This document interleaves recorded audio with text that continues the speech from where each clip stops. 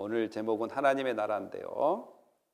여러분, 대한민국의 헌법 제 1조 2항에 보면 대한민국의 주권은 누구에게 있다 그래요?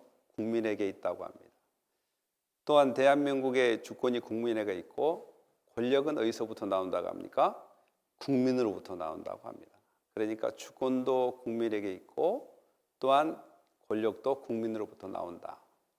그래서 우리가 간접 민주주의, 감적 정치라고 하죠. 우리가 투표를 해서 대표를 뽑아가지고 나라를 다스리게 하는. 그러니까 우리가 생각했을 때는 모든 것이 누구의 중심이냐면 인간 중심입니다. 그러나 한 차원 더 높게 신앙을 가지고 있는 믿음의 사람들의 생각은 1차원의 세계를 살고 있는 사람들보다는 더 생각이 다른 것을 알 수 있습니다. 사람들은 주권도 권력도 인간으로부터 나오지만 믿음을 가지고 있는 사람은 하나님께서 인간을 통해서 일을 하고 하나님께서 인간을 통해서 다스려 간다는 것을 우리는 잘 알고 있습니다.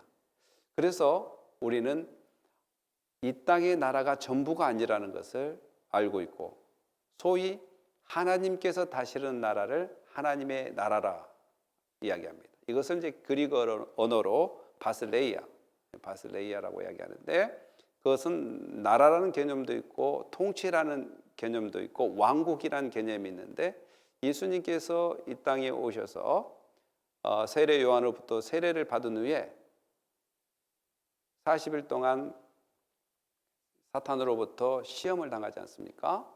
그리고 그 시험 당한 후에 예수님께서 어디로 가시냐면 갈릴리로 가십니다.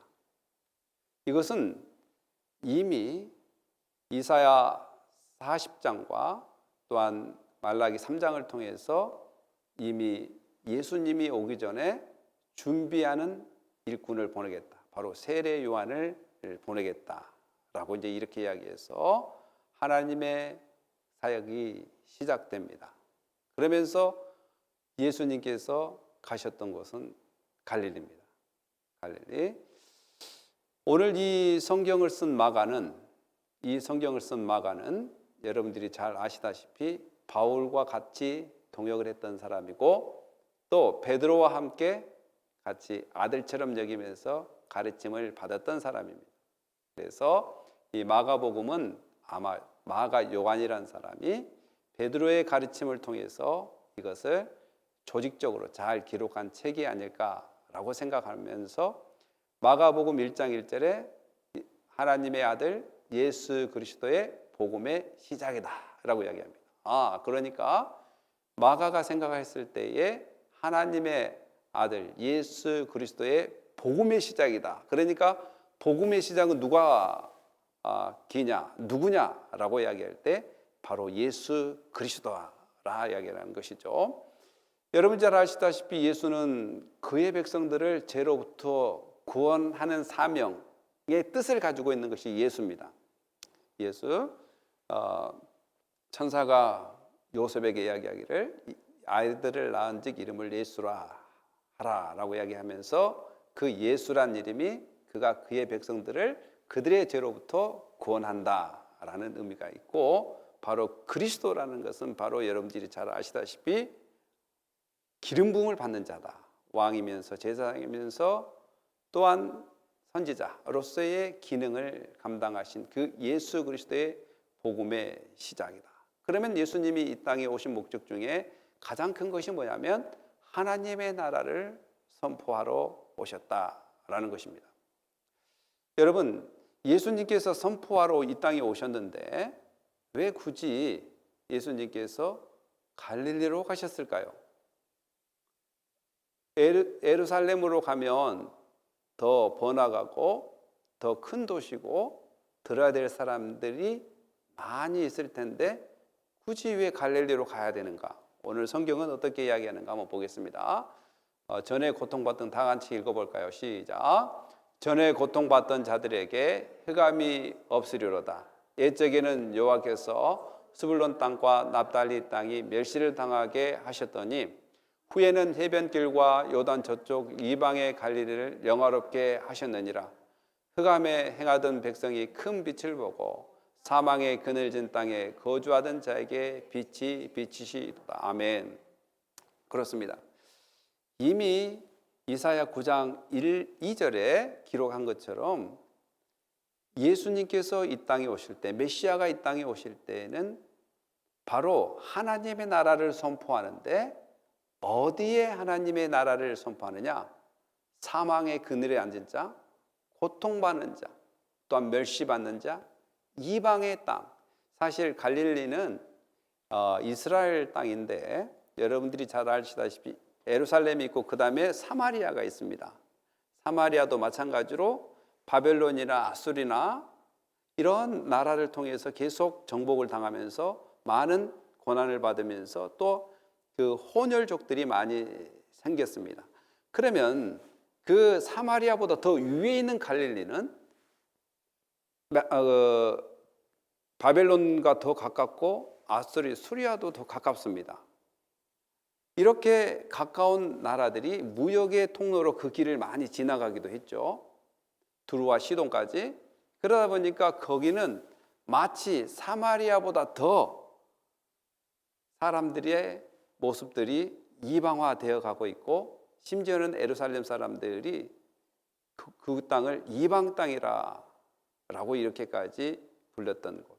그러니까 이방 예루살렘 백성들이, 예루살렘에 있는 유대인들이 볼 때는 전혀 상종도 못할 사마리아보다 더 험한 곳이라고 이렇게 지명이 불려졌던 그 이방 땅에 바로 예수 그리스도께서 빛으로 오신다라고 이야기해서 예수님은 그 땅에 빛으로 비추기 위해서 갈릴리로 가셨다는 것. 그래서 하나님의 복음을 전파하여, 그러니까 여기서 하나님의 복음은 무엇이냐?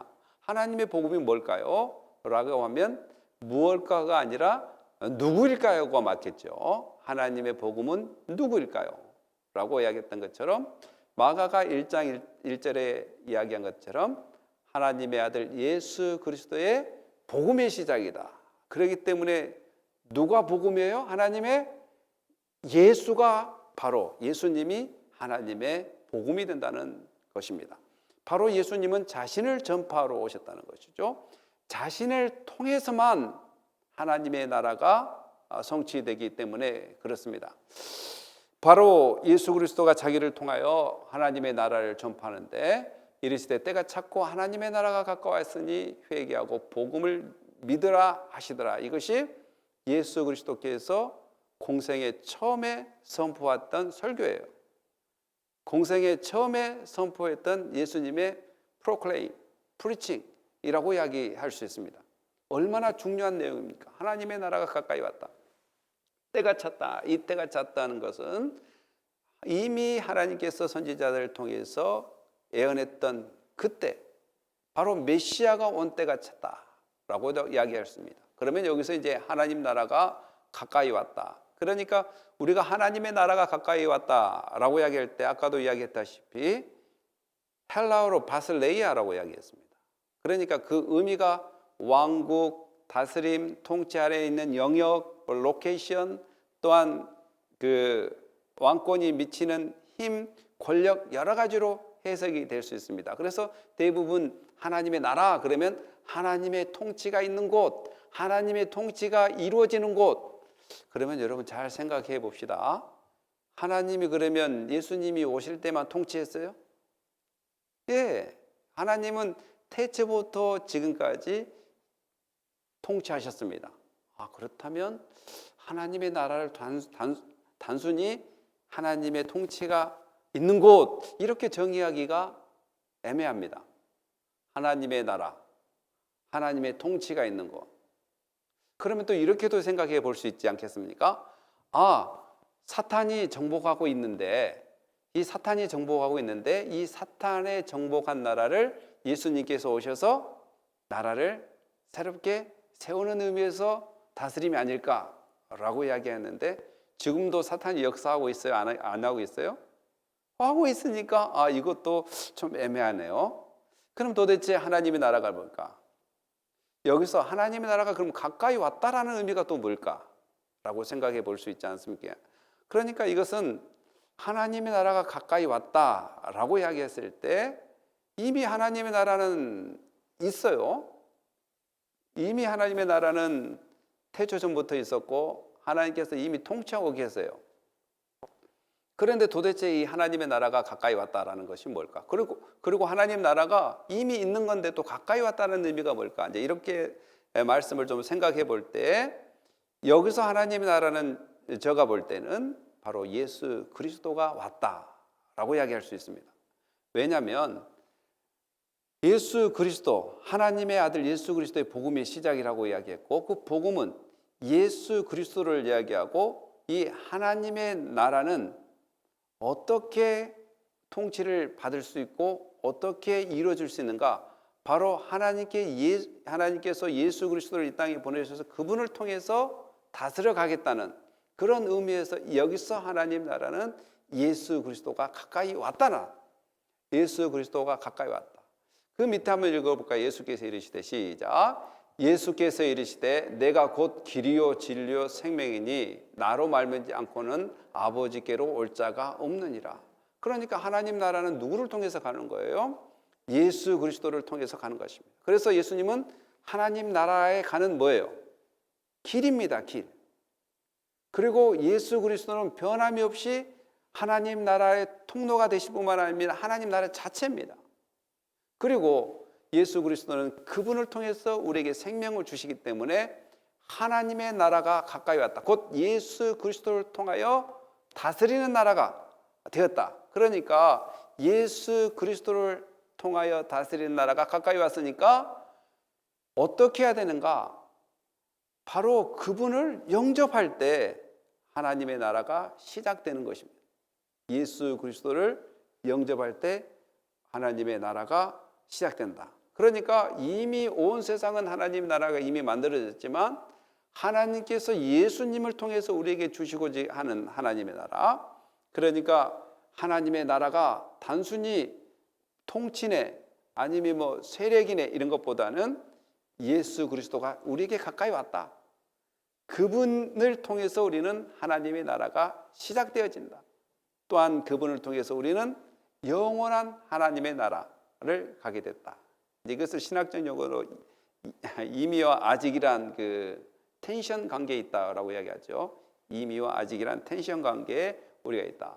그래서 가까이 왔으니 회개하고 복음을 믿으라 하시더라.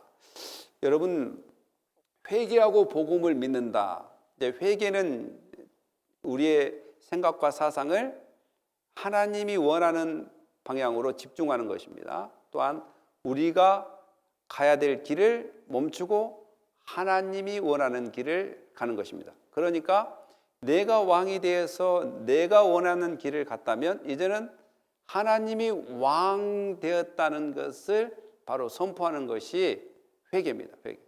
그러니까 여러분, 제가 이제 한국에서 어떤 교회에서 이제 주보를 봤는데 어떤 교회가 이제 미국을 가기 위해서 계획을 짰는가 봐요. 계획을 짰는데 그 기도 제목이 어떤 거였냐면 미국에 백신 안 맞고도 입국 가능할 수 있도록 길을 열어달라고 기도를 하시더라고요. 그러니까 미국에서는 지금 외국 다른 나라에서 미국 들어오려면 그 코비드-19 테스트를 안 하고 들어올 수 있습니다. 그런데 뭐가 있냐면 접종 그 기록을 제시는 해야 돼요. 그 1차, 2차, 3차 맞았다는 접종 기록을 제시해야 됩니다. 이제 우리가 한국 갈 때도 1차, 2차, 3차 맞은 그 접종 기록을 제시한 거는 당연하고 24시간, 43시간, 48시간인가요? 48시간 안에 코비드 테스트를 받아가지고 음성이 나와야 돼요. 양성이 나오면 안 되고 이 음성이 나왔다는 기록 두 가지를 제출해야지 된다고. 우리가 이것 때문에 상당히 막 힘들었는데 그 48시간이란 그 시간 안에 미국 약국 가서 뭐 월글이나 이런 데 가서 테스트를 해야 돼서 그 결과가 나와야 돼요. 안 나오면 갈 수가 없는 그런 상황. 근데 이제 미국에서는 코비드-19 테스트를 어때요? 안 받아도 가능하다. 그런데 접종 기록은 내야 된다. 이제 이렇게 됐나 봐요. 그런데 그 교회가 그렇게 기도하는 거예요. 이 접종 기록 없이도 갈 수 있도록 그렇게 막 기도를 제목을 적어놨더라고요. 그래서 결국은 그분들이 원하는 날짜에 미국 갔을까요? 못 갔을까요? 못 갔어요. 그럼 도대체 이거 아니 평균적으로 또한 누구나 봐도 이렇게 그 나라의 법도 있고 하나님께 태운 질서도 있고 그런데 그것이 성경에서 크게 제약하거나 직접적으로 언급하지 않는 걸 가지고 하나님의 뜻보다는 자기의 뜻을 관찰하고 그러니까 세계를 변화시켜 버리려고 하는 거죠. 세계 시스템을 미국이라는 시스템을 변화시켜서 어떤 자기의 어떤 그 이념과 관념 속에서 미국 갈 때 그 접종 기록을 안 받고 들어갈 수 있도록 기도를 하면서 막 그렇게 소리를 엄청 지르면서 기도하는 것을 보면서 아니 평소에 좀 마주놓고 쉽게 기도 않고도 들어갈 수 있는 건데 도대체 왕이 누군지 모르겠네. 이제 속으로 왕은 하나님이기 때문에 하나님의 질서도 있고 하나님께서 만드는 세상의 질서도 있습니다. 그렇기 때문에 때로는 우리가 너무 내가 왕에 대해서 내 마음대로 모든 것을 이끌어 가려고 할 때가 있다는 것이죠. 그런데 정말 이 하나님 나라에 들어온 사람은 정말 질문이 진짜 중요하다. 기도는 무엇부터 시작해야 되냐면 질문부터 시작해야 됩니다. 질문. 하나님 제가 어떻게 할까요? 어떻게 하면 좋겠습니까? 하나님 이런 지혜를 구하고 하나님이 왕 된다는 것을 계속해서 인식하고 살아야 됩니다. 그렇기 때문에 우리가 주장하는 자세로 하는 것이 아니라 순종하는 자세로 모든 사역들을 감당해야 되고 모든 인생을 살아야 됩니다. 그러니까 하나님 나라라는 것은 이제 하나님이 우리 왕인데 이 상황과 처지를 하나님께 물어보면서 내가 원하는 대로 하지 말고 하나님이 원하는 것이 무엇인가를 물어본다면 하나님 분명히 그랬을 거예요. 야, 미국 들어올 때 접종 받은 걸 없애달라고 기도하지 말고 그냥 네가 맞아라. 하나님이 그랬을 거예요 아마. 제 생각이에요. 꼭 그러지는 않겠지만. 그러면 들어오면 되는데 결국은 못 들어왔습니다. 그래서 다음으로 연기한다고 그랬는데 사랑하는 성도 여러분, 이런 경우가 이것뿐만 아닙니다. 우리의 일생에 살아가면서 예수님이 진짜 나의 왕이라고 이야기하면서 내가 왕처럼 나의 인생을 끌고 갈 때가 많이 있습니다. 심지어는 뭔가 내가 꿈꾸는 것이 안 될 때 사역을 그만둬 버리거나 뭔가 내가 바라는 대로 안 될 때 봉사를 안 해버린다거나 뭔가 내가 바라는 것이 안 될 때 모든 것 손을 놓아버립니다. 놓아버려요. 그러면서 하는 말이 해도 안 되더라. 아니 해도 당연히 안 되죠. 왕이 하나님인데. 우리가 가져야 될 마음은 킹십. 왕이 하나님이니까 오늘도 안 될 때는 인내하면서 따라가는 것이고 잘 될 때는 감사함으로 따라가는 것이 믿음의 사람들이 하는 것이지 내 마음대로 안 되니까 포기하고 내 마음대로 안 되니까 안 되더라 하고 또 하나의 성경을 만들어 버려요. 정말 저는 지금 한국 3주 있었지만 신방을 엄청 많이 갔습니다. 여수를 왔다 갔다 3번을 했고 비행기 타고 또 한 번 왔다 갔다 했고 가는데 오라는 데가 너무 많아가지고 또 안 간다면 삐질 것 같아서 다 찾아다녔어요. 그러면 어떤 사람은 이거 물어보고 어떤 사람은 저거 물어보고 어떤 그 목사님은 이제 목사 안수 받았는데 총각 목사님이 목사님 지금은 개척하는 세대는 아니잖아요.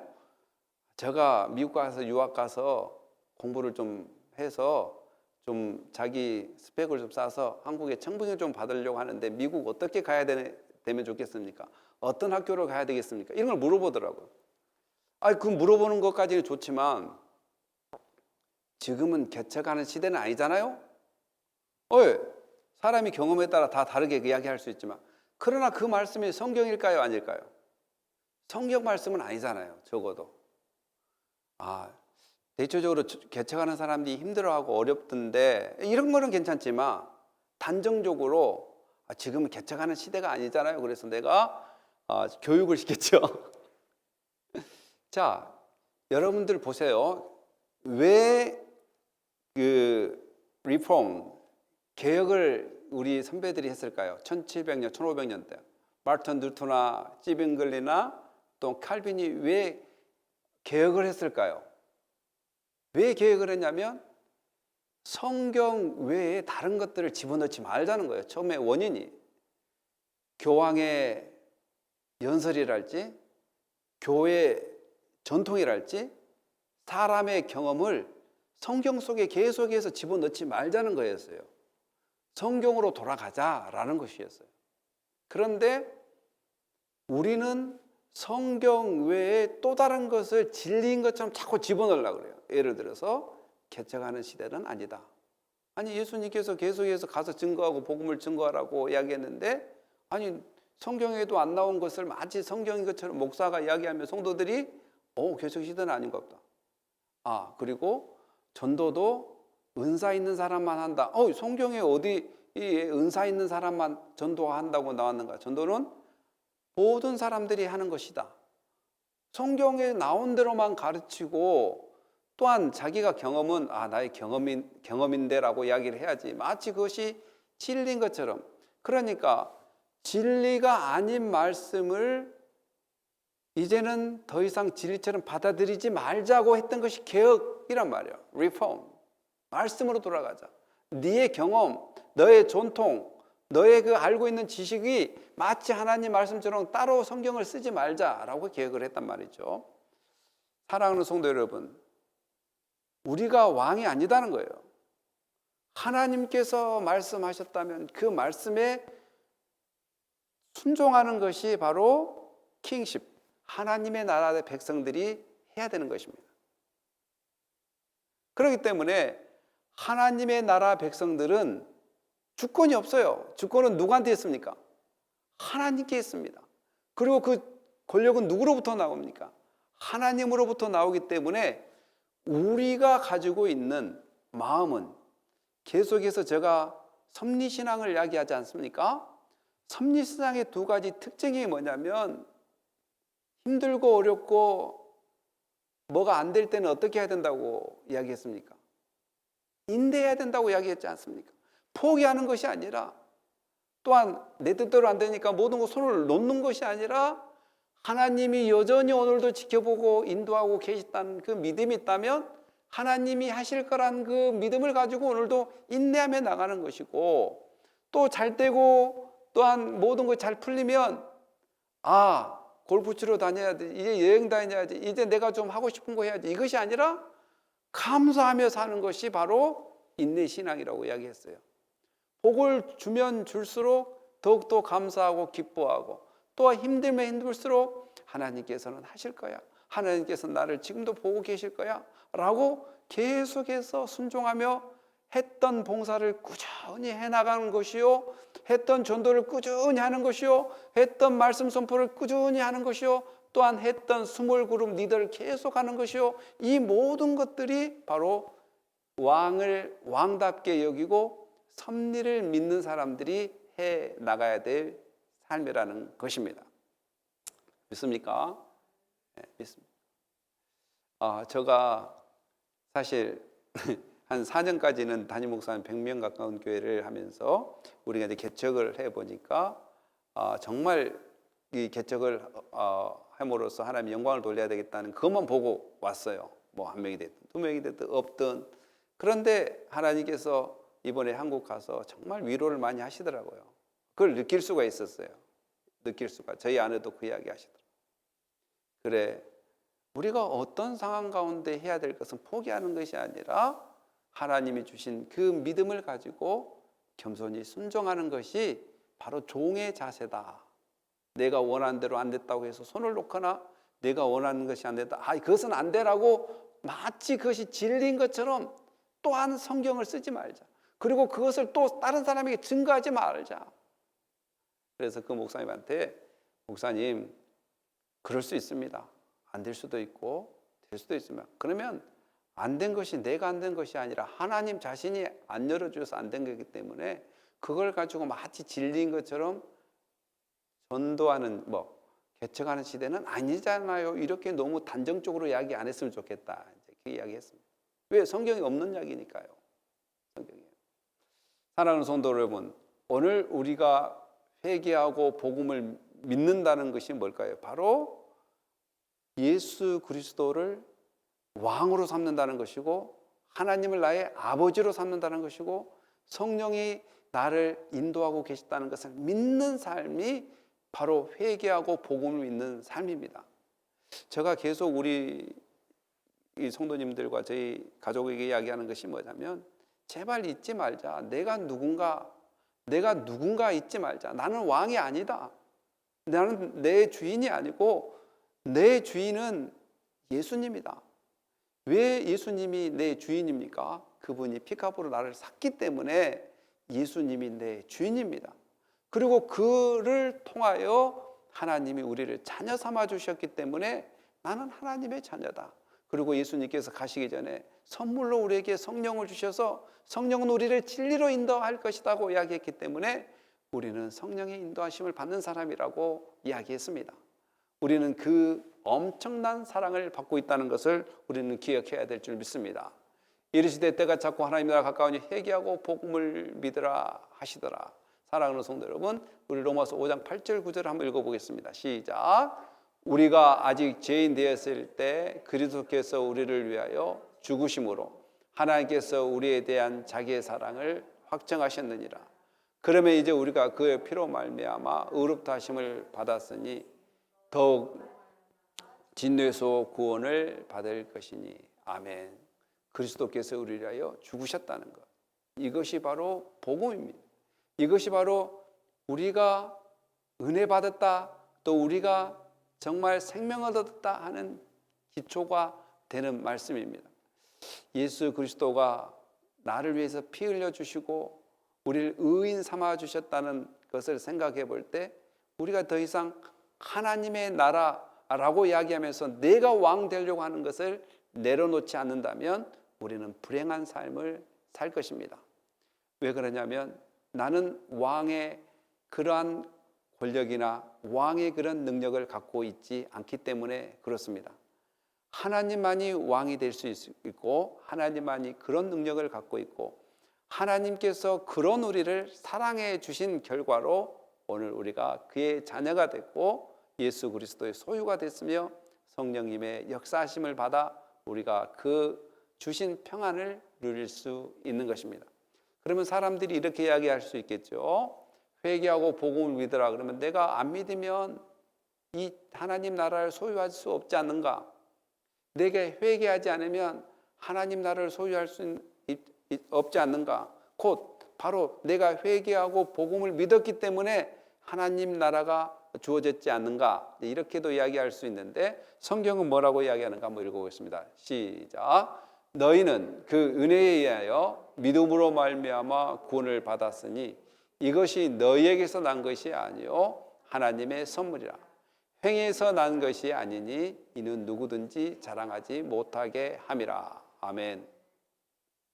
그러니까 여기가 믿음과 구원 자체가 뭐라고 이야기합니까? 뭐라고 이야기합니까? 은혜라고 이야기합니다.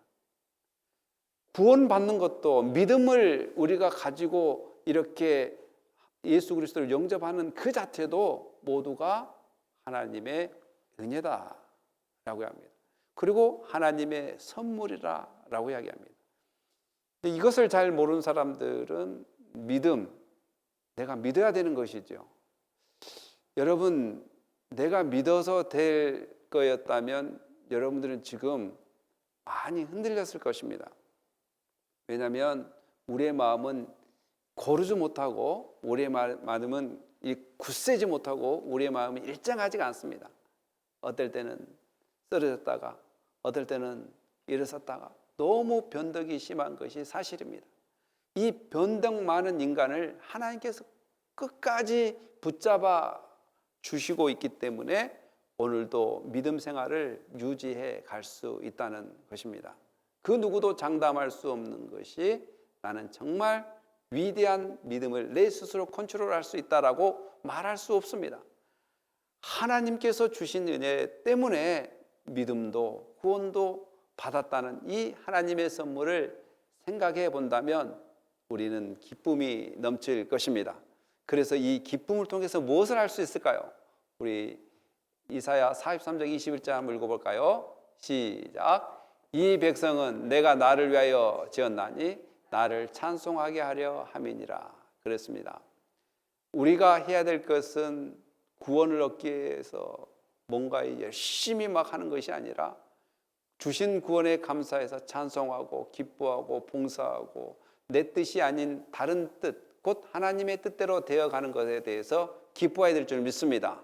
내 뜻이 안 된 것에 대해서도 기뻐할 수 있고, 내가 가기 전에도 이야기한 것 같은데 내 뜻대로 안 된 것에 대해서도 기뻐할 수 있고, 하나님 뜻대로 되는 것이 더 기뻐하는 것이라는 것을 우리는 생각해야 될 줄 믿습니다.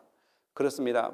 제가 이번에 한국에 갈 때 저희 MDB 동기 모임을 했는데 가기 전에 불통이 됐어요. 이렇게 연락이 잘 안 되고, 그래서 동기 중에 한 명인가가 전화 와가지고 우리 너가 온다고 하니까 우리 동기 모임을 좀 해야 되겠다. 그런데 연락이 잘 안 되는 거예요. 그래서 기도했죠. 하나님, 하나님의 방법으로 하나님께서 원하시면 좋은 모임이 될 수 있도록 하나님께 역사해 주시옵소서. 그렇게 하고 이제 한국을 갔는데 저하고 처음에 연결했던 그 목사님께서, 동기 목사님께서 저한테 이야기를 하기를, 아무래도 동기들이 잘 이렇게 모여지지가 않는다고, 너와 나 그리고 몇 명만 이렇게 좀 모이자고 이렇게 이야기하더라고요. 그래요? 그럼 할 수 없네요. 그렇게 모이죠. 그런데 어느 날 갑자기 이제 실제로 이제 모이려고 하니까 역대 동기 모임 중에 가장 많은 수가 1박 2일 그 펜션을 빌려놓고 같이 모였습니다. 그러니까 이 상황을 보면서 나의 뜻대로 하는 것은 처음에 많이 모였으면 좋겠다라고 나의 뜻대로 이렇게 생각했다면 이 상황과 처지를 보니까 아닌 거예요. 그러면 그 상황도 받아들이면서 또한 그 상황 가운데 하나님께 역사하신 것도 믿으면 평화가 온다는 것이죠. 그러나 그런 결론을 보면은 결국적으로 많은 친구들이, 또한 동기들이 모여서 김유정이 파워 대단하네. 이제 사람들이 이제 그렇게 이야기한 것을 보면서 저 파워가 대단한 것이 아니라 그렇게 모이게 해서 서로 기쁨을 나눌 수 있게 하신 하나님이 대단하다는 것을 우리는 인정한다면 매사에 안 돼도 감사, 잘 때도 감사, 될 수 있으면 나의 뜻대로 안 된 것에 대해서 더욱더 기뻐하고 감사하는 그런 삶이 바로 하나님의 나라를 소유한 사람이라는 것입니다. 그리고 하나님의 나라는 결국 누구냐? 바로 예수 그리스도입니다. 그분이 길이요 진리요 생명이기 때문에 하나님 나라, 단순히 통치의 영역이 아니라 예수 그리스도를 믿음으로 이루어진 나라가 지금 이 시간부터 우리가 영원히 사모할 그 나라까지 계속해서 하나로 연결되어 있기 때문에 오늘 우리가 이 땅에 살고 있는 것이 바로 천국의 삶인 하나님의 나라를 살고 있다는 것을 확신할 때 우리 안에 기쁨과 즐거움이 넘칠 줄 믿습니다. 사랑하는 성도 여러분, 여러분의 하나님 나라의 왕은 누굽니까? 혹시 본인이 기었거나 나의 플랜이나 계획과 나의 고집과 아집이 기었다면 이제는 그런 것들, 모든 것들을 내려놓고 하나님께서 머무르는 곳, 하나님께서 인도하는 곳에 말씀이 입에 대지 않는다면 겸손히 순종할 때 놀라운 일들이 그 왕 되신 하나님으로부터 일어날 줄 믿습니다. 기도하겠습니다. 할렐루야, 감사합니다. 우리가 왕을 왕으로 여기지 않고 늘 내가 왕이 되려고 하고 내 뜻대로 안 되면 포기해버리고 내 뜻대로 안 되면 손을 놓아버리고 내 뜻대로 안 되면 이거 아닌갑다라고 단정해버리는 그러한 이 습성을 내려놓고 어떠한 상황이라도 예수님께서 오늘도 나의 왕이시다. 내 뜻대로 안 돼도 좋고 또 내 뜻대로 돼도 그것도 하나님의 뜻이라고 받아들이면서 오늘도 기뻐하며 즐거워하며 천국의 삶, 하나님의 나라의 삶을 살게 하여 주시옵소서. 성령께서 오늘 이곳에 넘치게 하여 주신 은혜 늘 간직하고 일주일 동안도 정말 왕 되신 하나님의 명령에 따라 나의 아집과 고집과 옛 습성을 내려놓고 겸손히 순종하며 포기하지 않고 하나님의 인도하심에 따라 늘 이끌림 받을 수 있도록 종의 신분으로서 정말 신실한 하나님의 종으로서 살게 하여 주시옵소서. 감사하며 예수님의 이름으로 기도합니다. 아멘.